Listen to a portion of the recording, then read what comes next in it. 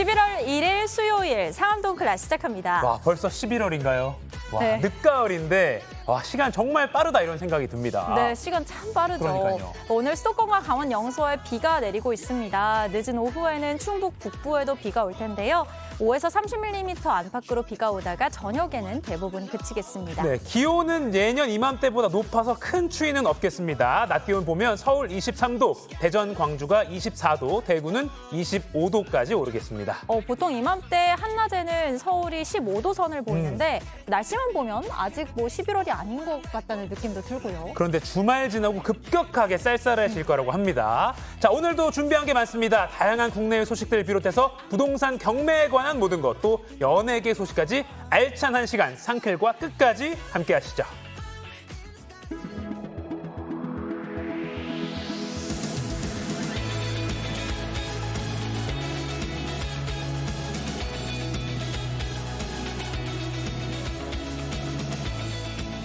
생방송 상암동 클래스 유튜브 JTBC 뉴스 채널이나 네이버 뉴스 페이지에서도 실시간으로 보실 수 있습니다. 도시락 이슈 이재승 기자, 김태인 기자 나왔습니다. 안녕하세요. 네, 안녕하세요. 안녕하세요. 안녕하세요. 아, 오늘이 제일 젊은 날이잖아요, 늘. 아, 그렇죠. 갑자기. 오늘 우리 뭐 젊은이들끼리 그런 얘기를 하니까 참 좋습니다. 네. 척척석사 이재승 기자가 유독 젊어 보여서 한번 얘기해봤고요. 네. 11월의 첫날 오늘도 네. 꼭 알아야 할 소식들 알기 쉽게 전해드리는 도시락 이슈. 첫 번째 이슈 뭘까요? 네, 첫 번째는요. 이 버티는 나쁜 부모 왜입니다. 아. 자, 이혼 후에 양육비를 안 주는 나쁜 부모들에 대해서 정부가 2년 전부터 이름을 공개하는 등 여러 가지 제재를 가하고 있습니다. 하지만 이 나몰라라 하는 부모가 여전히 많습니다. 자, 양육비를 주지 않아서 제재를 가한 건수는 지금까지 모두 890여 건이 넘습니다. 자, 그러나 양육비를 모두 지급한 경우는 21명에 불과했습니다. 이혼 뒤에 11년 동안 두 아이를 홀로 키우고 있는 이 김은진 씨는 정부가 밀린 양육비 9,600만 원을 지급하라고 전 남편의 이름을 공개를 했지만 소용이 없었습니다. 들어보시죠. 여가부 신상 공개가 됐다라고 근데도 개의치 않더라고요. 네, 별로 좀 우습게 하는 것 같아요. 그러니까 뭐 실명 공개 같은 여러 가지 제재를 2년 전부터 이제 하고 있는데 이게 네. 실효성이 떨어진다 이런 지적이 실제 그런 거군요. 네, 그렇습니다. 이 제재가 있다지만 대부분의 나쁜 부모들이 아랑곳하지 않는 겁니다. 예. 자, 제재를 한번 보면은요. 운전면허 정지와 출국 금지 기간이 제한적이고 또 신상 공개도 이름과 주소지 일부만 공개를 합니다. 밀린 양육비를 지급하느니 버티기에 나서는 겁니다. 지금 보면은 운전면허는 100일 정지, 예. 네. 해외 출국이 6개월 금지에 불과합니다. 네. 여기에 양육비 소송은 또 과정이 길고 복잡한 데다 형사처벌도 쉽지가 않다고요. 네, 그런 상황인데요. 이 양육비를 지급하라고 판결을 받은 뒤에 이를 이행하지 않아서 형사 고소될 때까지 4년 이상이 필요합니다. 자, 아이를 키우면서 경제 활동도 해야 하는 한부모 입장에서는 이렇게 길게 소송을 갈 여유가 없는 경우가 그렇죠. 많죠. 네. 자, 결국은 절차가 지금보다 간소화돼야 하는 그런 거고요. 또 처벌도 쉽지가 않은데 피해자들과 전문가들은 실형 선고로 강력히 처벌해야 한다라고 주장을 합니다. 지금 보니까 꽤 허술한 점이 되게 많아 보이는데 네.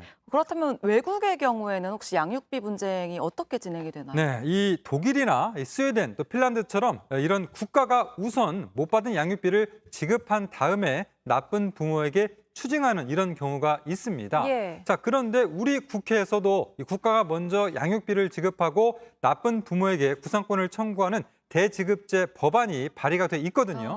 자, 그러나 관련 법안 논의에 진전이 거의 없는 상황입니다. 그렇군요.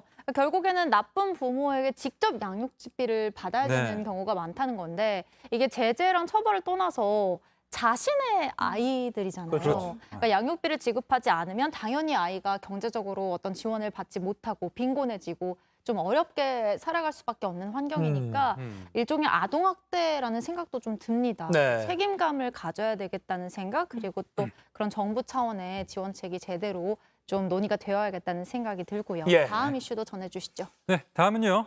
더 세게 때립니다. 정말 이래도 되나 싶은 아주 충격적인 소식인데요. 네. 충남 천안에서 여학생 둘을 또래 학생 수십 명이 집단 폭행했습니다. 피해 학생들을 에워싼 채 때리고 조롱하며 영상으로 찍었습니다. 자, 천안의 한 공사장인데요. 흰 옷을 입은 여학생을 수십 명이 둘러쌉니다. 뺨을 때리고 머리카락을 막 끌어당겨 넘어뜨리고 뭐 이런 식으로 하고요. 또 발로 가구 지금 아이고. 차는 아이고, 아이고. 자, 그런 모습인데요. 당시 상황 한번 들어보시죠. 야, 명상하고 때려, 써내기 때려! 열에 줬어, 씨! 아, 비켜!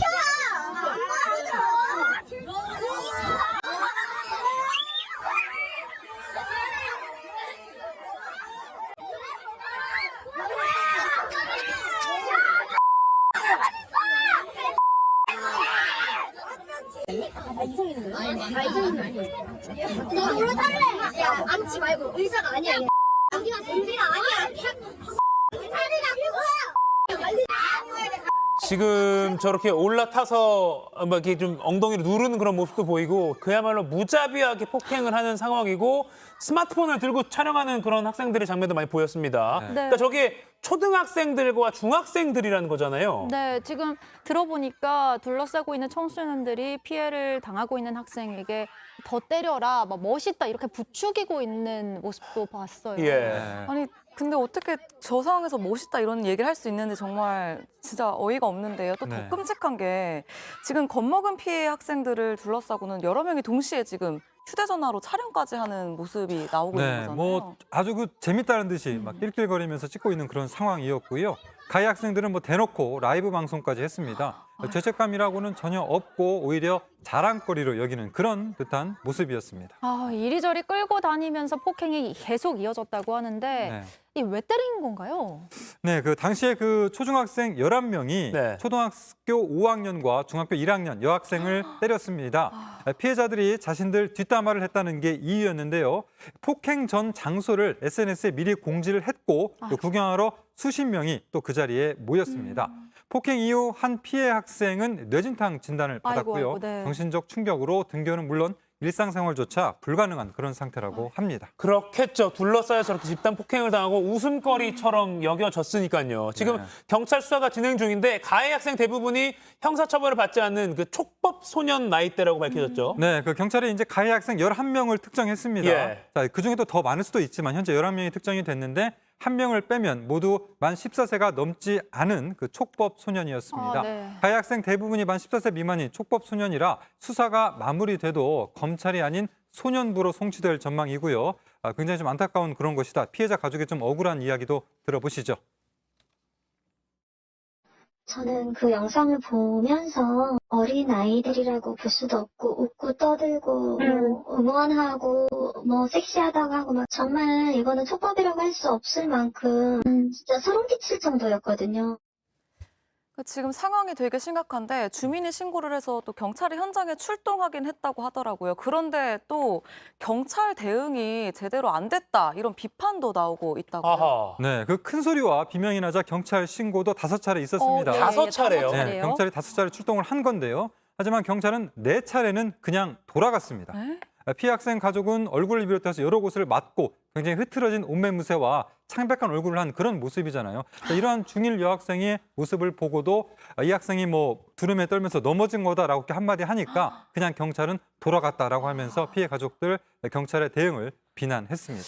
앞서 영상에서 봤듯이 피해 학생들이 엄청나게 좀 두들겨 맞은 상황이고 네. 여중생 가족들은 아이의 상태를 보면 폭행 흔적이 분명한데 경찰이 그냥 현장을 어떻게 떠날 수가 있었느냐라고 분통을 터뜨린 상황인데 네. 경찰 입장은 뭡니까? 네, 경찰 측 입장 한번 보면요. 피해 중학생은 당시에 집단 폭행으로 여러 번 정신을 잃기까지 했다는데요. 자, 경찰이 다가왔을 때 나를 때린 언니들이 옆에서 눈을 부릅뜨고 쳐다보고 있어서 겁에 질렸다. 그래서 피해 학생은 내가 좀 넘어졌다 이렇게 좀 답을 하니까 경찰이 그대로 돌아갔다 이렇게 밝혔습니다. 경찰의 이러한 그 과정, 당시의 상황에 대한 해명 들어보시죠. 애들한테 맞은 게 아니고 넘어져서 다쳤고 넘어지는데 그 친구한테 밟혔다.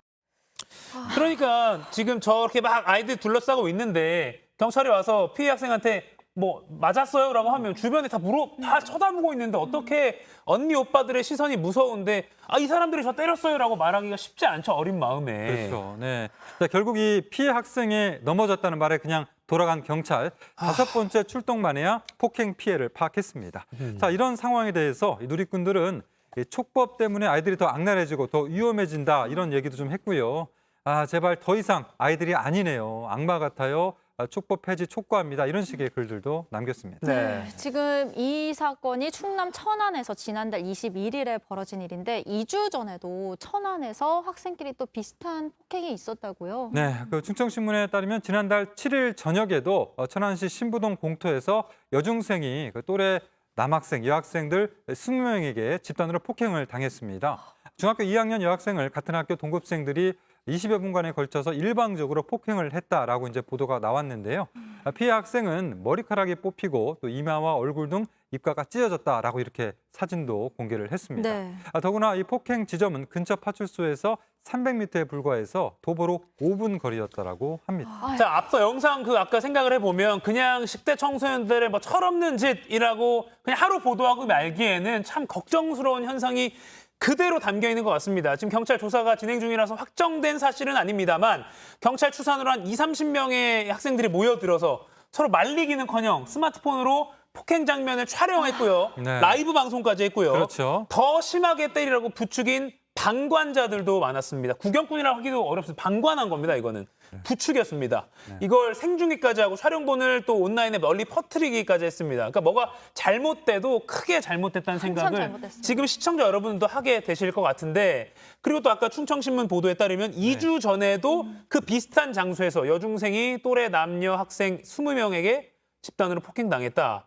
이 천안 동남경찰서 관할 지역이라고 하는데 뭐 경찰, 지역 교육당국 모두가 좀 정말 특단의 조치를 해야 될 것 같다 이런 생각이 듭니다. 네, 다음 이슈로 넘어가죠. 네, 다음은요. 아기 천사 아영이입니다. 네. 자, 신생아실에서 머리를 다쳐서 의식불명에 빠졌던 피해 아동 정아영 양이 또래 친구 4명에게 새 삶을 선물하고 떠났습니다. 자, 지금 보시는 건 지난 2019년 10월인데요. 부산의 예. 한 산부인과에서 건강에 태어난 아영 양, 태어난 지 닷새 만에 신생아실에서 머리를 다쳐 의식불명에 빠졌습니다. 아이고, 네. 수사 과정에서 이 병원에 근무하는 간호사가 아영이를 학대한 사실이 드러났습니다. 예. 자, 이후에 4년 가까이 인공호흡기에 의지해 오다가 지난 6월 뇌사 장기 기증으로 또래 친구 4명에게 새로운 삶을 선물하고 떠났습니다. 네, 아영 양 이 또래 친구에게 심장, 폐장, 간장, 신장 기증을 했다고 하는데 근데 이 아영 양의 심장을 이식받은 아이의 주치의가 최근 이 아영 양의 부모에게 직접 편지를 보냈다고요. 네, 그렇습니다. 그 한국일보에 따르면 주치의 A 씨는 아영이 심장은 돌 무렵에 신부전으로 입원해서 심실 보호장치에 의지해서 400일 넘게 병원에 갇혀 지내던 아이가 받았다라고 밝혔습니다. 네. 이 다인실 창문을 통해 보던 세상이 전부있던 그 아이가 아영이 덕분에 비로소 흙도 밟고 또 집에서 또래 아이처럼 지내고 있다면서 이 아이가 누리는 평범한 일상은 모두 아영이 덕분이라면서 감사한 마음을 전한 건데요. 오래오래 뛸 수 있게 최선을 다해 돌보겠다며 아이를 볼 때마다 아영이를 기억하겠다라고 덧붙였습니다. 네, 아기 천사 아영이의 행복을 네. 또 명복을 저희도 함께 빌고 있고요. 아영 양이 태어나자마자 이 간호사의 학대로 두개골이 골절되는 일을 겪었다고 예. 해요. 네. 이후에 4년 가까이 인공호흡기에 의지를 해오다가 이렇게 기증을 한 거죠. 네. 자, 이후에 이제 병원에서 특별히 할 수 있는 그런 처치가 없어서 집에서 지내면서 필요할 때마다 통원 치료를 받아왔습니다. 지금 이제 집에서 보내는 모습인데요. 이 관을 통해서 힘겹게 우유를 넘겨왔고요. 자, 그러다가 지난 6월 23일에 갑자기 심장이 멈췄고 이후에 최종 사망 선고를 받았습니다. 아영이 부친은 그동안 아영이를 응원해 주신 모든 분께 진심으로 감사하다는 인사를 전하고 싶다라고 말했습니다. 네, 아영이가 하늘나라에서는 마음껏 뛰어놀면서 그 누구보다 행복했으면 좋겠습니다. 자, 잘 들었습니다. 자, 이어서 지금 이 시각 모바일에서 가장 화제가 되고 있는 소식 정리해드리겠습니다. 김태인 기자 전해주세요. 네, 상크리 뽑은 광크리 뉴스입니다. 지금 누리꾼들은 어떤 뉴스 그리고 어떤 소식에 관심을 갖고 있는지 살펴보겠습니다. 네. 첫 번째로요. 고속도로 위 불이야 소화기 들고 달려간 군인들입니다. 경기도의 한 고속도로입니다. 불길에 휩싸인 차 한 대가 갓길에 멈춰서 있는데요. 바로 옆에 또 나무가 있어서 불길이 번질까 걱정이 될 정도입니다. 네. 너무 위험한 상황이 이어지는데 이때 불이 난 차를 발견한 군인 버스 한 대가 차 앞에 멈춰 섭니다. 아, 저 버스가 지금 군 장병들이 탄 버스군요. 네. 군인 내려서 손에 소화기를 들고 있는 것 같아요. 지금 예. 하얀 이렇게 가루 같은 게 분사되는 거 보니까. 네, 불이 난 차에 다가가 사람이 있는지 확인도 하고요. 버스에서 가지고 내린 소화기로 불을 끄기 시작합니다. 하지만 불길은 쉽게 잡히진 않았는데요. 불이 점점 번지니까 군인들은 옆 차로를 달리는 차들에게 피해가라면서 수신호도 하는 모습도 볼 수 있습니다. 예. 이후 불은 현장에 도착한 소방대원들이 껐고요. 다행히 다친 사람은 없었습니다. 소방대원들이 현장에 올 때까지 자리를 지켰던 군인들은 불이 다 꺼지는 걸 확인한 뒤에야 떠났다고 합니다. 와, 불이 다 꺼질 때까지 안전조치를 도우면서 자리를 지킨 저 군인들. 정말 그 사명감이 아주 투철한 그런 군인 그럼, 정신을 네. 엿볼 수 있는 것 같아요. 소방대원 역할도 하고 교통 경찰 역할도 하고 아주 정말 최고입니다. 와, 이건 정말 네. 칭찬을 해야 되는 일입니다. 예. 네, 경기도 소방재난본부도요. 불이 난 걸 보고 그냥 지나치지 않은 군인들에게 깊은 감사를 전한다고 밝혔고요. 누리꾼들도 어느 군부대 소속 군인들인지 알고 싶다. 국방부에 연락해서 찾아봐야 한다. 라면서 칭찬을 아끼지 않았습니다. 네. 다음 소식 살펴보겠습니다. 다음 소식은요. 어른들 싸움으로 번져 아들 앞에서 아빠 폭행입니다. 한 온라인 커뮤니티에 올라온 영상입니다. 아파트 화단인데요. 두 남성이 몸싸움을 벌이고 있는 모습을 지금 볼 수 있습니다. 네. 한 남성이 다른 남성을 주먹으로 때리는 모습도 보이고요. 예. 이제 막 여성 한 명이 다가와서 말려보기도 하는데 이 두 남성의 몸싸움은 계속 이어집니다. 자, 이제 그런데 이게 지금 주변에 굉장히 아이들도 많이 있고요. 네. 아이들 앞에서 지금 저렇게 막 어떻게 보면 부모가 지금 싸우는 그런 상황인가요? 네, 아이들 앞에서 지금 싸우는 상황인데 네. 놀란 아이들이 하지 말라라면서 소리까지 치고 그랬습니다. 하지만 몸싸움은 멈추지 않았는데요. 이 영상, 남편이 아들 보는 앞에서 폭행을 당했다며 한 누리꾼이 올린 영상이었고 지금 나가는 건 이렇게 다쳤다는 사진을 나가고 있는 겁니다. 아들이 축구를 하다가 다른 아이들과 말다툼을 했고 그 현장에 갔던 남편이 한 아이의 아빠에게 이렇게 봉변을 당했다고 주장을 했습니다. 또 상대 남성의 아이는 울고 있는 아들에게 너희 아빠가 진 거라면서 조롱투로 말도 했다고 해요. 그리고 병원 응급실에 실려간 남편을 상대 남성이 찾아와서는 욕설과 협박을 계속 이어갔다라고 설명도 했습니다. 그러니까 이야기를 들어보니까 아이들 싸움이 지금 어른 싸움으로 번진 그런 상황 같은데 네. 아이들 싸움을 어른이 정리를 해줘야지. 아이들이 아빠 하지 마라고 말리고 있는 상황이었잖아요. 상대 남성의 입장은 뭐 전해진 게 있나요? 아직까지는 상대 남성의 입장이나 뭐 당시 상황 설명이 전해진 건 없었는데요. 누리꾼들은 어른들의 몸싸움을 지켜본 아이들이 걱정이다. 아이들 다툼이 어른 싸움이 되면 되냐라면서 걱정을 했습니다. 네. 마지막 소식 보겠습니다. 마지막 소식은요. 영화 속 장면 하늘에서 돈비 우수수입니다. 하늘에서 돈이나 뭐 왕창 떨어지면 좋겠다라고 생각해 본 적 다들 한 번쯤은 있으실 텐데요. 네. 영화에서나 있을 법한 일이 실제로 벌어졌습니다. 헬기에서 무언가 우수수 떨어집니다. 네. 다름 아닌 돈입니다. 가짜가 아닌 진짜 돈입니다. 엄청나요? 아니 저기 도대체 어디야? 왜 나는 몰랐지? 하는 분들 아쉽게도 한국은 아니고요. 체코였습니다. 현지 시간 지난달 26일 체코의 한 유명 방송인이 저렇게 헬기에서 돈을 뿌린 겁니다. 뿌린 돈만 100만 달러, 우리 돈으로 약 13억 5천만 원 정도입니다. 와, 우리 돈으로 13억 원어치면 어마어마하게 많은 네네. 돈인데 지금 딱 봐도 많아요. 아니 그리고 저거 못 찾을 수도 있는 거 아니에요? 어딘가에 숨어 있으면? 그렇죠. 어딘가 막 나무 사이에 껴있을 수도 있었을 것 같은데 아, 저걸 왜 뿌린 거예요? 그러니까요. 이게 보니까 이 방송인은 최근 개봉한 자신의 영화를 홍보하려고 상금을 건 이벤트를 기획했었다고 해요. 그런데 상금의 주인공이 나오지 않았고요. 그래서 이벤트에 참가한 모든 사람들한테 돈을 나눠주자. 돈비를 뿌리는 행사를 한번 열어보자 하고 이렇게 상금을 뿌릴 시간과 장소를 참가자들에게 전달을 해서 행사를 연 겁니다. 이른바 돈비 행사 당일에는 무려 4천여 명의 사람들이 몰렸고요.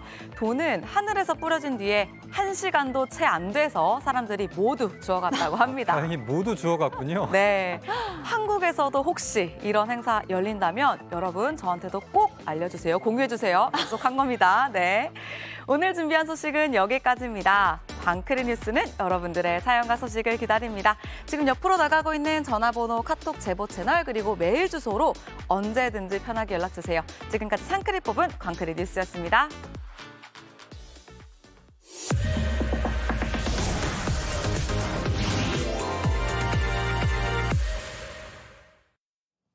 네, 지금 시각 10시 19분입니다. 저희가 체코처럼 그 돈비는 못 불어드려도 돈이 되는 정보를 드리겠습니다. 저 같은 경알못, 경제를 잘 알지 못하는 사람을 위한 당장 내 돈이 되는 정보, 머니클래스. 오늘의 키워드 먼저 보시죠. 살아나는 경매시장, 반값 아파트 잡아볼까? 집을 사는 방법, 매매나 청약만 있는 것이 아닙니다. 경매도 하나의 방법인데요. 최근 전국 부동산 경매 물량이 역대 최대치를 찍을 정도로 많다고 합니다. 이 손품, 발품 열심히 팔면 시세보다 싼 가격으로 좋은 부동산을 살 수 있는 아주 좋은 기회. 또 운 좋으면 거의 반값에도 집을 살 수 있다고 하는데 이 부동산 경매 도전하기 전에 반드시 알아야 할 정보들 전문가와 함께 짚어보겠습니다.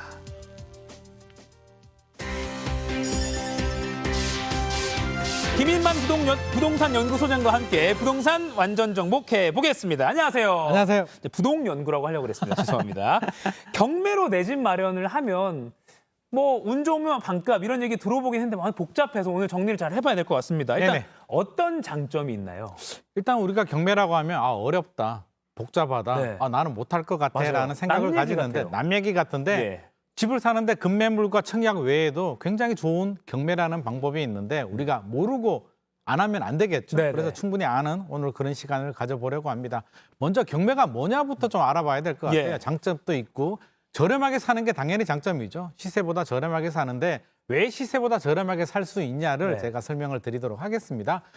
가만히 있는 집이 경매로 뚝 나오지 않습니다. 네. 집주인이 세입자한테 전세 보증금을 받을 수도 있고요. 은행한테 대출금을 받을 수도 있는데 못 갚잖아요. 전세금을 못 갚는다. 대출 이자를 안 낸다라고 하면 이제 경매에 넘어갑니다. 세입자 같은 경우는 판결문을 받아서 경매로 넘기고요. 은행은 그냥 넘기는데 자, 경매 접수가 되면 법원에서 이제 경매 결정을 합니다. 그러면 이걸 얼마 금액으로 경매를 넘기지? 경매라는 게 그거잖아요. 자, 이 가격 정도로 시작합니다. 최대한 시작합니다. 높은 가격을 부르세요. 네. 최저 가격 정도는 우리가 제시해 줄 테니까 그 이상 가격은 제시하는 대로입니다라고 합니다. 그러면 네네. 그 가격을 정해야 되는데 먼저 감정 평가를 합니다. 시세 대비 감정 평가 가격은 시세보다 낮게 나옵니다. 시세 10%에서 20% 저렴하게 나오기 때문에 감정 가격이 처음 기준 금액이 됩니다. 이거보다 높게 내는 사람한테 주겠다라고 하는데 너무 높게 내면 손해를 보게 되니까 높게 적지는 않겠죠. 예. 그래서 이 금액이 기준 금액이 되는 거고요. 만약에 이 금액이면 안 할래. 차라리 지금 분위기도 안 좋은데 내가 굳이 이 금액에는 안 해. 차라리 급매물이 나. 할 수도 있으면 안 할 거잖아요. 유찰이 되면 여기서 가격이 또 떨어집니다. 이게 저감률이라고 하는데 한 20에서 30% 정도, 서울은 20% 정도 떨어집니다. 네. 그럼 다음에 이번에는 유찰이 되고 다음에 20% 떨어지면 가격이 더 내려가겠죠? 그 가격이 괜찮다면 또 입찰을 해도 되고 예. 이 가격도 마음에 안 들어라고 해서 기다렸는데 또 유찰이 되면 여기서 또 떨어집니다. 그래서 50%까지도 떨어질 수도 있는 겁니다. 그러니까 시작 가격이 점점 떨어진다는 거죠, 유찰 점점 되면. 그러니까 아하. 찾는 사람이 없으면 예. 새로운 주인을 찾지 못할수록 가격은 내려갑니다. 내려간다. 네. 그리고 또 경매가 좋은 게 대출도 뭐 잘 나온다면서요? 규제를 다 피할 수가 있습니다. 어. 우리 대출 규제 굉장히 복잡한데 네네. 경매를 받게 되면 대출이 잘 나옵니다. 규제 지역, 우리 뭐 투기 과열 지구, 네. 조정 대상 지역, 뭐 규제 대출 안 나온다라고 하는데 예. 경매는 대출을 받을 수가 있고요. 낙찰가의 최대한 70에서 80% 정도 대출이 나옵니다. 왜? 오. 경매를 받았는데 대출 안 나오면 이게 또 다시 또 유찰이 돼야 되잖아요. 문제가 되기 때문에 당연히 대출이 잘 나오고 우리 신고 의무가 있잖아요. 네. 실거래가 신고, 자금 조달 계획 내라. 일반적으로 아파트를 사게 되면 부동산을 사게 되면 제출을 해야 되는데 네. 경매는 제출하지 않아도 됩니다. 아하. 그래서 실거래가 신고, 자금 조달 내역 안 해도 되고요. 거주 의무 같은 거 있잖아요. 네. 뭐 2년 살아야 된다. 이런 거주 의무도 적용되지 않습니다. 아. 이런 규제들이 피할 수 있다 보니까 경매에 많은 분들이 관심을 가지고 있습니다. 뭐 지역이 어디든 실거주의 뭐 2년 의무 이런 거 없는 그런 거 거예요? 없습니다. 그러니까 아하. 일반적으로 아파트를 살 때보다 굉장히 좀 편리하겠죠. 네. 지금 앞서 저 오프닝에도 부동산 경매 매물이 최근에 뭐 최대치를 찍을 정도로 많아졌다라고 했는데 네네. 지금 요새 현장 분위기가 좀 어떻습니까? 일단 경매 거래 건수는 늘어나고 있습니다. 네. 지지 옥션 자료를 보면 지금 계속 늘어나고 있죠. 2022년부터 해서 2023년 네. 올해는 계속 늘어나서 지난달에 190건이었고요. 서울 아파트가 216건으로 늘어나는데 굳이 원인을 따져보자면은요. 이게 바로 되는 게 아니라 6개월에서 9개월 전에 돈을 안 갚고 경매 신청해서 발생을 하는 문제이기 때문에 네. 6개월에서 9개월 전에 부동산 시장 분위기가 안 좋고 가격이 많이 떨어졌잖아요. 역전세, 깡통 전세가 생겼기 때문에 저렴하게 낮은 가격의 매물들이 지금 나왔기 때문에 지금 충분히 메리트가 있어서 많은 분들이 응시를 하고 있는데 네. 또 최근에 약간 분위기가 꺾였어요. 부동산 시장 분위기가 예. 막 뜨거워지는 게 아니라 조금 관망세로 돌아서기 때문에 최근에는 또 분위기가 살짝 경매 시장도 좀 기다려 볼까라는 분위기가 감지되고 있습니다. 그러니까 부동산 그 매매 시장 자체가 좀 주춤하면 경매도 좀 지켜볼까 이런 아무래도 분위기가 된다는 그렇겠죠. 거죠. 같이 연동이 되는 겁니다. 저렴하게 사기 위해서 경매에 관심을 가지는데 급매물, 매매 시장의 가격이 떨어지게 되면 굳이 그렇죠. 경매 받아도 될까라는 마음이 들기 때문에 예. 같이 좀 연동이 되는 경향이 있습니다. 네. 근데 문제는요. 네. 경매로 사면 더 싸게 살 수 있고 좋다는 건 알겠는데 이게 네. 절차가 복잡하고 뭐 법원에서 뭐 해야 되고 이런 게 있잖아요. 그래서 쉽지 않다는 건데 네. 그래서 경매에 뛰어들기 전에 이거 반드시 알아야 된다. 요거를 좀 짚어보겠습니다. 네네. 일단 매물을 어떻게 확인합니까? 매물은 어디서 확인하냐면 예, 예. 법원 경매 사이트가 있습니다. 아, 너무 네네. 부담 가지지 마시고요. 공짜입니다. 법원 경매 정보에 들어가 가지고 물건 상세 정보를 딱 치시면 이렇게 조회할 수 있도록 나오거든요. 그러면 해당되는 내가 관심 있는 물건 그냥 전체로 조회를 해도 되고요. 네. 아파트면 아파트 딱 해가지고 조회를 하면 경매 물건이 쭉 목록이 나옵니다. 예. 그러면 그 목록을 보고 내가 관심 있는 요거 내가 관심 있는 아파트인데라고 하면 클릭을 하면 거기 안에 뭐 매각 기일이 언제인지 네. 최저 낙찰 그 입찰 금액이 얼마인지 또 뭐 우리 물건 명세서, 감정 가격 네. 뭐 이런 내용들이 다 나오니까 아하. 나 어디서 확인하지라고 고민하지 마시고 법원 경매 정보 사이트 보셔도 되고요. 네. 뭐 네이버 같은 정보가 있고 아. 또 뭐 유료 경매 사이트에는 또 더 상세한 정보들이 나오니까 마음에 드는 정보 그냥 하시면 됩니다. 네, 알겠습니다. 그리고 이제 합리적인 낙찰 받으려면 네. 보통 뭐 2번 이상 유찰된 게 좋다 이런 말도 들리더라고요. 이건 어떻게 보십니까? 유찰이 될수록 이제 가격이 내려갑니다. 네. 가격은 내려가는데 유찰되는 데는 또 이유가 있겠죠. 그러니까요. 물건이 하자가 있어서 유찰이 될 수도 있고요. 예. 우리 권리관계라고 하는데 압류가 걸려 있고 또 여러 가지 권리관계가 복잡해서 유찰이 될 수도 있기 때문에 네. 자, 두 가지를 해야 됩니다. 첫 번째는 이 가격이 적정한지를 좀 봐야 돼요. 그러면 가치 분석을 좀 해야 되겠죠. 실거래가 분석도 봐야 되고요. 네. 실거래가 분석을 할 때는 아파트는 동별로 층별로 가격이 다르잖아요. 맞아요. 그러면 실제로 이런 사례가 있었는데 이 경매 물건이 길가동입니다. 소음이 많이 유발이 되는 길가동인데 예. 인터넷 사이트를 보고 로얄동에 있는 가격을 보고 이 정도면 괜찮겠네라고 해서 입찰을 했는데 입찰하고 나중에 현장에 가보니까 이게 비로얄동이어서 가격이 그냥 급매물 가격 정도밖에 안 되는 겁니다. 그래서 이런 사례들도 있기 때문에 실거래가도 동별로 꼼꼼하게 보시고 임장이라고 하죠. 현장에 가서 꼼꼼하게 두 눈으로 확인하시고 발품도 좀 팔아가시면서 네. 이렇게 조사를 해야 됩니다. 조사한 다음에 그다음에 또 권리관계가 문제 있으면 안 되잖아요. 네네. 그래서 등기부 등본을 보고 이게 어떤 문제가 있는 물건인지도 좀 분석을 해야 됩니다. 그래서 네. 좀 일반 매매보다는 조금 어렵기는 한데요. 노력한 만큼 또 저렴하게 살 수 있는 기회를 잡을 수도 있기 때문에 네. 노력을 좀 해야 됩니다. 그러니까 2번 이상 유찰된 게 당연히 가격이 싸지니까 좋긴 한데 네. 그만큼 혹시나 문제가 있는 아파트일 수 있으니까 그 사이에서 잘 따져봐야겠네요. 맞습니다. 알겠습니다. 그럼 이제 경매에서 가격을 정할 때 네. 입찰 받을 수 있는 한에서 무조건 낮게 쓰면 되느냐 이것도 문제니까 무조건 낮게 쓰면 다른 사람이 더 쓸 테니까 안 될 것 같고 네. 요 가격을 좀 어떻게 좀 잘 책정을 해서 신청을 할까요? 이게 경매에서 가장 중요한 게 네. 가치 분석하고 이제 권리 분석이거든요. 예. 가치 분석을 어떻게 하느냐가 굉장히 중요한데 많은 분들이 나는 거저 먹을 거야. 반값에 낙찰될 거야. 라고 해서 굉장히 저렴한 가격으로 적는데 네. 최저 가격 정도로 적는데 일반적으로 아파트 같은 경우는 많은 분들이 아니 급매물 사는 것보다 저렴하면 괜찮지 않냐라는 생각을 가지거든요. 그래서 너무 지나치게 터무니없이 저렴한 가격을 고집하지 마시고요. 일반적으로 시중에 나와 있는 급매물 가격을 확인하시고요. 급매물 정도에서 조금 저렴하면 네. 5%에서 10% 정도 저렴한 가격으로 입찰하는 게 좋습니다. 너무 욕심내가지고 나 반값에 받을 거야라고 한다면 아주 특수한 물건 아니면 사실 네. 아파트는 반값에 나오지는 않습니다. 그래서 아하. 한 급매물 정도에서 5%, 10% 정도 낮은 금액을 쓰자라는 네. 게 저는 제 개인적인 전략이고요. 네. 그다음 권리 분석. 어떤 권리 관계가 있는지도 꼼꼼하게 확인해야 되겠죠. 그거 많이 저 무슨 인터넷 찾아보면 네. 권리를 분석하는 게 정말 중요하다는 말이 많이 들었는데 굉장히 중요합니다. 무슨 말입니까? 이게 권리 이게 분석이라는 게? 이제 권리라는 게 뭐냐면 네. 우리 전세집이나 일반 집 같은 경우는 이제 뭐 근저당이 잡힐 수도 네. 있고 압류가 잡힐 수도 있고 세입자가 들어갔을 수도 있잖아요. 예. 그럼 이 금액이 낙찰받은 돈에서 해결될 수도 있고 네. 낙찰받은 사람이 인수해야 될 수도 있습니다. 아까 쉽게 말하면 빚을 떠받을 수 책임져야 있다, 될 뭐 수도 그런 거. 있고요. 아하, 내가 네네. 돈 3억을 내고 입찰을 받았는데 예. 추가로 더 책임져야 되는 돈이 있을 수도 있고 아, 네네. 책임 안 져야 되는 돈이 있을 수도 있는데 그걸 구분하는 게 말소 기준 권리입니다. 말소 기준 권리. 말이 조금 어렵긴 한데요. 예. 의미를 해석을 하자면 말소되는 권리, 이 권리 이하로 되면 이 권리보다 늦게 설정이 된 권리는 다 소멸이 돼버리는 거예요. 아. 없어지는 거고 먼저 선순위라고 하죠. 예를 들어서 말소 기준 권리 날짜가 네. 2월 1일인데 1월 1일에 한 권리가 있다면 그거는 책임져야 되는, 아, 그렇죠. 인수돼야 되는 권리고요. 예. 뒤늦게 3월 1일에 되는 권리는 소멸이 돼버립니다. 나는 신경 안 써도 되는 거죠. 그러면 말소 기준 권리가 뭐냐? 예. 기준점이 있어야 되잖아요. 기준점이 저당권, 근저당권. 예를 들어서 은행에서 돈 빌려주고 근저당 잡잖아요. 네. 그 저당권을 말하는 거고요. 압류, 가압류, 담보 가등기. 그다음 경매 넘어갈 때 경매 개시 결정 등기, 전세권. 이 전세권은 우리 전세금하고 다릅니다.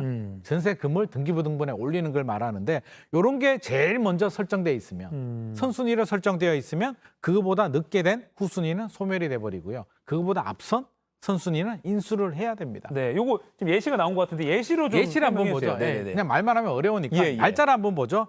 1월 1일에 세입자가 전세금 2억 주고 들어왔어요. 예. 대항력을 갖추고 확정일자를 받았습니다. 네. 2월 1일에 A은행한테 돈을 빌립니다. 네. 빌리고 1억 원의 근저당을 딱 설정을 해요. 3월 1일에 B은행한테 또 대출을 받습니다. 집주인이. 네. 자, 이런 권리 관계가 형성이 되면 이게 경매에 넘어갑니다. 전세금을 안 갚아서 세입자가 경매로 넘기는 겁니다. 네. 그러면 기준이 어떻게 되냐면 앞서서 제가 말소 기준 권리 뭐라고 했죠? 저당, 근저당, 압류, 가압류, 담보 가등기 이런 네. 거라고 했잖아요. 자, 저당 첫 번째 저당이 뭐죠? 2월 1일에 설정된 게 말소 기준 권리가 됩니다. 아. 그러면 2월 1일보다 앞선 게 뭐죠? 전세금이죠. 그럼 전세금은 이 낙찰받은 사람이 책임을 져야 되는 거죠. 그리고 3월 1일에 늦게 들어온 B은행은 신경 안 써도 됩니다. 알아서 해. 내가 낙찰받은 돈, 예를 들어서 3억에 낙찰됐으면 그 돈에서 1억을 가지고 가든 니들이 알아서 해라고 됩니다. 그래서 아하. 경매에 들어가시는 분은 선순위, 인수돼야 되는 금액이 얼마인지를 좀 알아야 되는데 예를 들어서 집값 시세가 5억입니다. 5억인데 자, 나는 얼마 할까 고민하다가 한 3억 원 정도에 서볼까? 네. 낙찰가 3억에 섰습니다. 그러면 2억 저렴하게 샀으니까 괜찮은데 네. 권리 분석을 잘못해가지고요.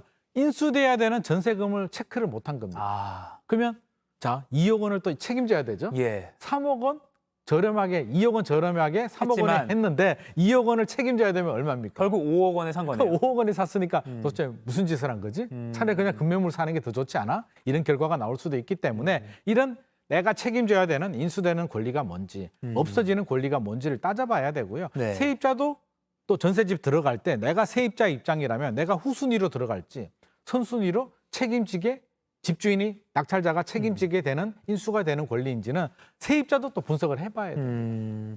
말소 기준 권리라는 거를 잘 따져봐야 된다. 그렇죠. 나는 정도만 알고 있어도 그렇죠. 뭘 공부해야 되냐만 알아도 나중에 공부하면 맞습니다. 되니까요. 이 개념만 잡으면 되고요. 네네. 혹시 세입자도 전세 계약할 때 말소 기준 권리라는 게 있었지 중개사한테 물어보고 혹시 이 집이 말소 기준 권리 인수되는 권리 맞나요? 네. 한번 확인해 보는 게 좋을 것 같습니다. 네. 그리고 이제 경매 입찰 전에 꼭 확인해야 될 거 말소 기준 권리 말고 또 어떤 것이 있는지 좀 또 확인해야 되는 게 주시죠. 있죠. 예, 여러 예. 가지가 있는데 자 하나씩 보면서 제가 네. 설명을 드리도록 하겠습니다. 입찰 체크리스트라고 하는데 입찰 시간, 장소가 법원마다 달라요. 그래서 요거 반드시 체크해야 되고요. 가끔 엉뚱한 법원 가시는 분들이 있어요. 아, 네네. 중앙지법 가야 되는데 엉뚱한 데 가는 분들이 있는데 네. 반드시 체크해야 되고요.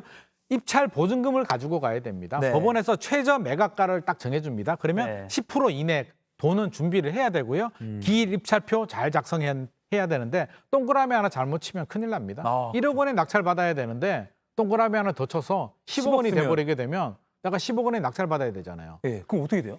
그러면 취소를 하는데 입찰 보증금은 돌려받지 못합니다. 그럼 그러니까 수천만 원 날릴 수도 있는 수천만 원 날릴 수도 있기 아. 때문에 동그라미 치는 거 굉장히 중요합니다. 예, 우리가 예, 숫자에 예. 약하잖아요. 그래서 아. 0 하나 더 붙이지 않도록 특별히 신경을 써야 되고요. 예. 이 기간도 낙찰일부터 납부 기간까지 꼼꼼하게 좀 잘 체크를 할 필요가 있습니다. 네, 요거까지 입찰 체크리스트까지 한번 해보시고 뭐 도전해보셔도 좋겠다라는 생각도 듭니다. 그렇습니다. 충분히 할 수 있습니다. 네, 자 오늘도 마무리하기 전에 두 분 뽑아서 영화 예매권 2매씩 드리는 퀴즈 준비했습니다.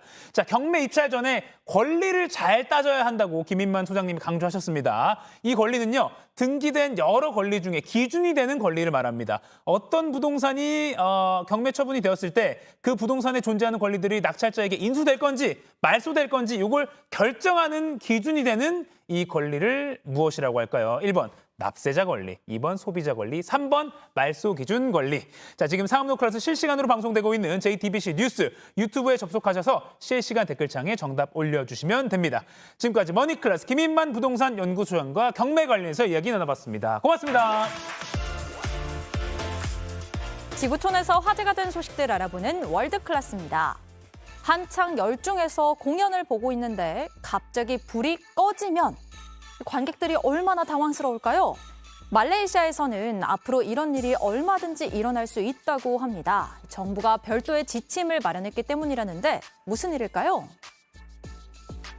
지난 7월 말레이시아에서 열린 한 음악 축제 현장입니다. 영국 밴드 더 1975가 무대에 올랐는데요. 한창 공연 중인가 싶더니 갑자기 동성 멤버끼리 이렇게 입맞춤을 나눕니다. 이 돌발 행동은 말레이시아 사회에 큰 충격을 줬습니다. 국민 대다수가 이슬람교도인 말레이시아에선 동성애가 중범죄에 해당하기 때문인데요. 말레이시아 당국은 남은 축제 일정을 취소하고 이 밴드가 말레이시아에서 다시는 공연을 할 수 없도록 조치했습니다. 더불어 정부의 지침을 위반하면 즉각 공연을 중단시킬 수 있는 전력 차단 장치를 공연장에 설치하도록 지시했습니다. 경찰을 동원해 외국 가수들의 신원을 조사하고 지방자치단체 등의 당국자가 공연 현장에서 모니터링도 진행하도록 할 방침이라고 하는데요. 당국은 보다 엄격해진 규정을 통해 외국 예술가들이 현지 문화를 지키는 데 동참하기 바란다고 밝혔습니다. 미국의 전기차 기업 테슬라의 신작 사이버 트럭 아직 정식으로 출시되기 전인데 이건 뭘까요? 도로를 달리는 모습이 포착됐습니다. 사실은 베트남의 한 목공예 전문가가 직접 만든 모형 차량으로 무려 100일 동안 공을 들여 설계부터 완성까지 모두 수작업으로 제작했다고 해요. 주재료는 나무지만 모터 장치까지 장착돼 있어 실제로 타고 움직일 수도 있는데요. 유달리 빠방이를 좋아하는 아들을 위해 안전하게 놀 수 있는 나무 자동차들을 만들기 시작했다가 점점 솜씨가 늘어 이 정도의 경지에 오르게 됐습니다. 실물을 그대로 축소시켜 놓은 듯한 그의 작품들, 이 자동차 말고도 탱크를 비롯해 거대한 기차까지 종류도 다양합니다. 와, 이런 걸 혼자 뚝딱뚝딱 만들어내다니 우리가 흔히 이야기하는 금손이라는 칭호가 전혀 아깝지 않은데요. 브라질과 아르헨티나 국경에 있는 이구아수 폭포 하면 세계 7대 자연경관 중에 하나로 꼽히는 관광 명소인데요. 언제는 가뭄으로 물줄기가 말라 난리더니 이번엔 반대로 물이 넘쳐나서 골머리를 앓고 있습니다. 거센 물살이 콸콸콸 들이치는 게 꼭 댐이라도 터진 듯하죠. 세상을 물바다로 만들어버릴 기세로 누런 물을 쏟아내는데요. 세계에서 가장 거대한 규모의 폭포인 남미 이구아수 폭포입니다. 최근 상류 지역을 덮친 폭우로 인해 수위가 평소보다 16배나 넘게 불어났습니다. 이구아수 국립공원 측은 이렇게 유량이 많은 건 비정상적이라며 안전을 위해 일시적인 폐쇄 조치에 들어갔습니다. 이에 따라 이구아수 폭포 관광의 하이라이트인 악마의 목구멍 통로도 출입이 제한됐는데요. 폭포 하류 쪽 역시 수위를 지켜보면서 초유의 사태에 대비하고 있다고 하네요. 지금까지 월드클래스였고요. 계속해서 상클 라이프가 이어집니다.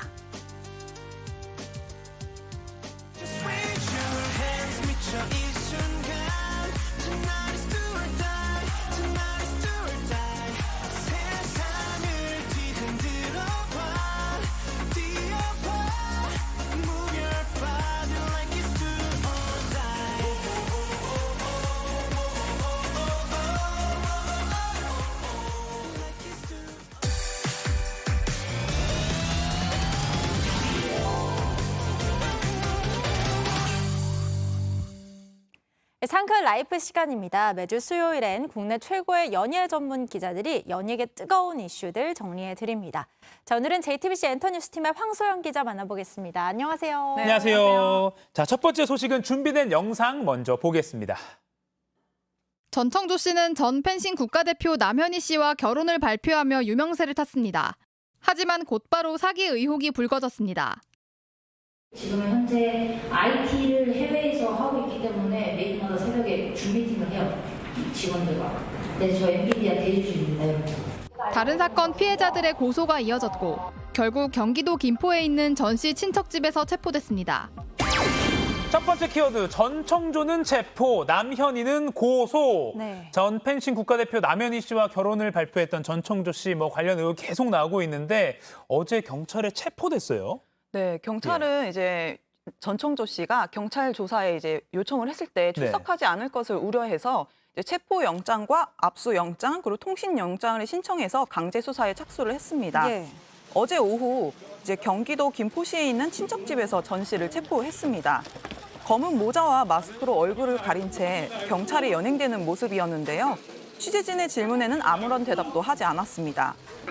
전 씨는 자신의 강연 등을 통해 알게 된 이들로부터 투자금 명목으로 돈을 건네받아 가로채거나 이를 위해 대출을 받도록 유도하는 등의 혐의를 받고 있는데요. 애플리케이션 개발 투자를 명목으로 한 피해자에게 2천만 원을 가로챘고 또 다른 피해자에게는 중국 사업 투자금 명목으로 1억 1천만 원을 받아 가로채기도 했습니다. 또 대출 중개 플랫폼을 이용해서 1,500만 원을 대출받도록 유도한 혐의도 받고 있습니다. 여기에 남 씨와 남 씨 가족을 스토킹하고 남 씨의 중학생 조카를 골프채로 폭행해 아동 학대 혐의도 받고 있는 상황입니다. 네, 한두 가지가 아닌데 체포에 앞서 전청조 씨가 밀항을 시도했다는 이야기도 나오더라고요. 물론 아직 어디까지나 의혹인데요. 예.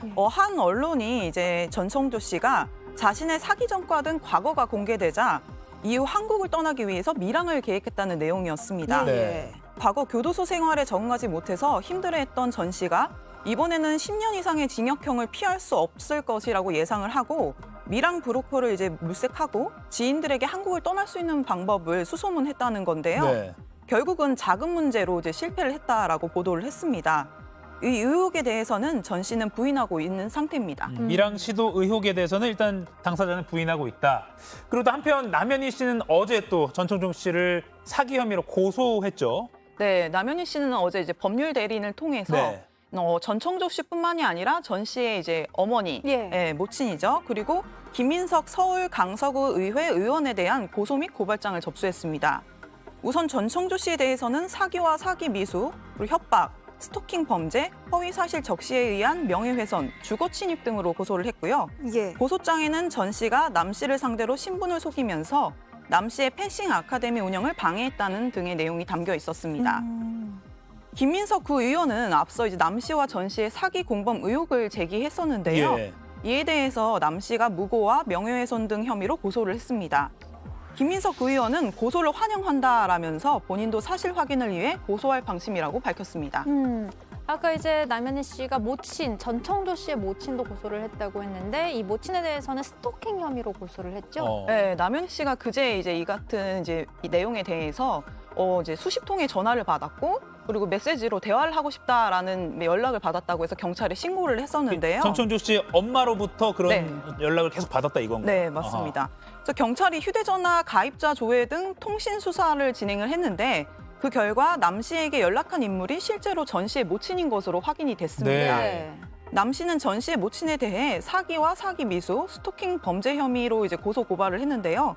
경찰은 조만간 전 씨의 모친도 불러서 조사를 한 뒤 스토킹 처벌법을 적용할지 검토할 방침입니다. 네, 그러니까 두 사람이 결혼할 거다라는 그 발표가 한 열흘 전쯤에 이제 한 언론사 보도로 알려졌는데 그 이후에 정말 많은 일이 벌어지고 있습니다. 근데 지금 보면 각자가 이 서로를 향한 폭로를 쏟아내면서 진실 공방이 계속 벌어지고 있는 것 같아요. 네, 두 사람 모두 이제 각자 다른 매체를 통해서 인터뷰에 응했습니다. 예. 그리고 서로 다른 입장을 밝혔는데요.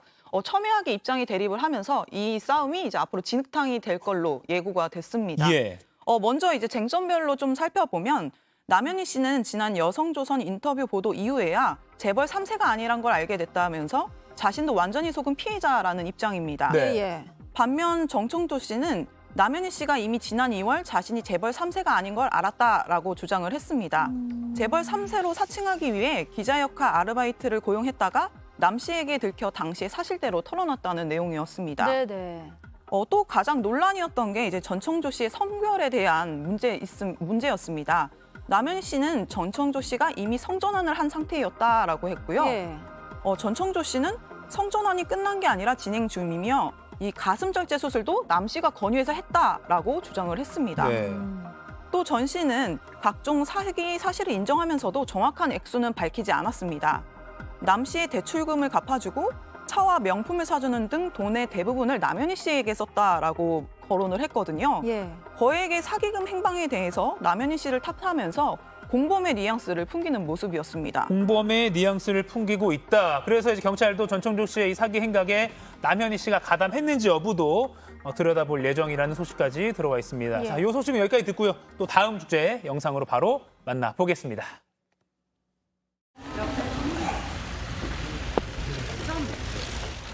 지금까지 저를 믿고 지지해 주셨던 모든 분들에게 다시 한번 고개 숙여 사과드리겠습니다.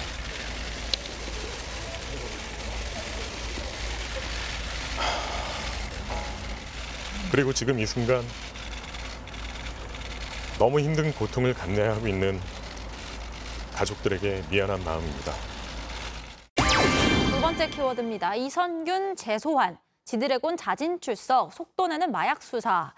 마약 투약 의혹을 받는 배우 이선균 씨, 또 가수 지드래곤 씨가 경찰 출석을 앞두고 있죠. 네, 이선균 씨는 이제 오는 토요일이죠. 토요일 날 재소환에 이제 응할 예정이고요. 예. 지드래곤 씨는 이틀 뒤인 월요일, 다음 주 월요일인 6일에 경찰에 출석할 예정입니다. 네. 먼저 권지용 씨는 지난달 25일 입건 사실이 알려진 이후 혐의를 전면 부인하는 입장문을 2차례나 내면서 결백을 주장하고 있습니다. 아예 마약을 투약한 적 없다라는 입장이었는데요. 지난달 30일엔 자진 출석 의향서를 제출했다며 보다 적극적인 움직임을 보였습니다. 빠르게 수사를 받고 억울함을 풀고 싶다라는 목소리를 낸 것으로 보이는데요. 모발과 소변 검사에도 적극 임할 것이라고 했습니다.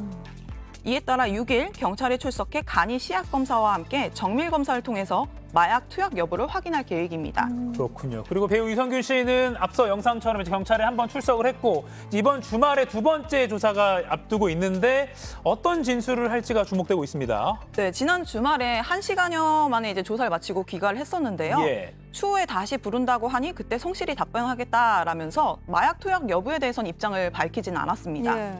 첫 번째 조사에서 이 씨는 디지털 포렌식 조사를 위해서 휴대전화를 제출했고 간이 시약 검사를 받았는데 음성 판정이 나왔습니다. 경찰은 국과수의 정밀 감정 결과가 나오기 전에 이선균 씨의 진술을 확보하겠다는 계획입니다. 이 씨는 올해 초부터 서울 강남 소재 유흥업소에서 근무한 여성 종업원의 집에서 수차례 대마 등 마약류를 투약한 혐의를 받고 있는데요. 경찰은 이번 조사를 통해 유흥업소 방문 시점 등을 특정하는 데 수사력을 모을 예정입니다. 네, 연예계 마약 파문으로 인해서 나타나는 여러 가지 피해 관련해서도 저희가 계속 전해드리고 있는데 이 K 콘텐츠가 정말 세계적으로 큰 인기를 얻고 있잖아요. 예. 이런 상황에서 찬물을 끼얹는 거 아니냐 이런 우려의 목소리도 많이 나오더라고요. 네, 최근 이제 롯데시네마에서 봉준호 감독의 이제 특별 기획전을 마련을 했었습니다. 근데 이 과정에서 영화 기생충이 쏙 빠지게 됐습니다. 예. 봉준호 감독의 설국열차를 비롯해 기생충과 살인의 추억을 연달아서 재상영하면서 관객들과 만날 예정이었는데요. 이선균 씨의 마약 스캔들 여파가 미친 결과였습니다. 네. 국내 연예인들의 마약 투약 의혹에 대한 수사가 이어지면서 외신도 사태를 주목하고 있습니다. 미국의 한 연예 매체는 기생충 스타 이선균이 마약 투약 혐의로 수사 대상에 오르면서 촬영 중이던 작품에서 하차했다라고 보도를 했습니다. 예. 이와 관련해 한국 홍보 전문가로 알려진 서경덕 성신여대 교수는 이런 불미스러운 사건이 발생하게 되면 K 콘텐츠의 이미지가 실추될 수밖에 없는 상황이다라면서 한류 스타의 기본적인 도덕성이 반드시 뒷받침되어야 한다는 큰 교훈을 이번 사태로 우리가 인지해야 되지 않을까 싶다라고 일침을 놨습니다. 네. 근데 봉준호 감독의 대표작을 모아놓은 특별 기획전에서 이선균 배우 때문에 기생충이 빠졌다는 거는 정말 엄청난 대표작이 빠졌다는 게 참 어떻게 보면 안타깝기도 하네요. 네네네. 그만큼 이 문학의 전체에 영향이 큰 것 같습니다. 자, 마지막 주제는요. 키워드로 바로 만나보겠습니다. 아나운서 부부 박지윤, 최동석 14년 만에 파경. 어떤 소식입니까? 네, 연예계 굉장히 인고 부부로 알려진 두 사람인데요. 네. 두 사람이 이제 KBS 아나운서 출신 부부이기도 합니다. 예. 그런데 박지윤 씨, 최동석 씨가 결혼 14년 만에 파경을 맞았다는 소식입니다. 두 사람은 2009년에 결혼을 해서 슬하에 이제 남매를 두면서 단란한 가정을 꾸렸고 몇 해 전에는 이제 남편 최동석 씨의 결혼 문제로 그 건강 악화 문제 등으로 이제 가족들과 제주도로 내려가 살고 있었습니다. 네네. 최근에 근데 이제 제주 지방법원에 이혼 조정을 한 사실이 알려지게 됐습니다. 박지윤 씨는 이와 관련해서 소속사를 통해서 입장을 밝혔는데요. 오랜 시간 저희 가족을 지켜봐 주시고 아껴주셨던 분들께 좋지 않은 소식을 전하게 되어 죄송한 마음이 앞선다라면서 이혼 절차가 원만히 마무리되기 전에 알려지게 되어 송구하지만 각자의 자리에서 아이들의 부모로 서로를 응원하며 지낼 수 있길 바란다라는 입장을 밝혔습니다.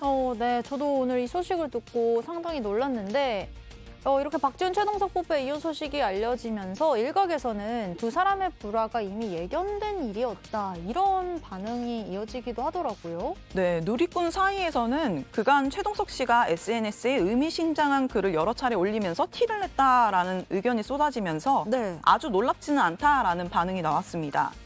최동석 씨는 최근 이제 내 편이 없는 전쟁터에서 혼자 싸우는 인생만큼 처량한 게 또 있을까라는 글을 비롯해서 살면서 후회스러운 것 중 하나는 상대가 반박 불가의 잘못을 저질렀다고 해도 나의 마음이 차분히 가라앉지 않은 상태에서 대화를 시도하려 했다는 것이다라는 글 등이었습니다. 이게 사실 뭐 글 앞뒤를 맥락을 모르기 때문에 어떤 상황이 썼는지는 모르겠지만 누리꾼들이 이렇게 추정을 하고 있다 그런 거군요. 예. 네, 네네네. 그래서 이 추측성 글들이 이제 이어지고 여러 가지 이제 이 발언들로 인해서 뭐 사실이 아닌 내용까지 번지면서 이런 내용들이 번지니까요.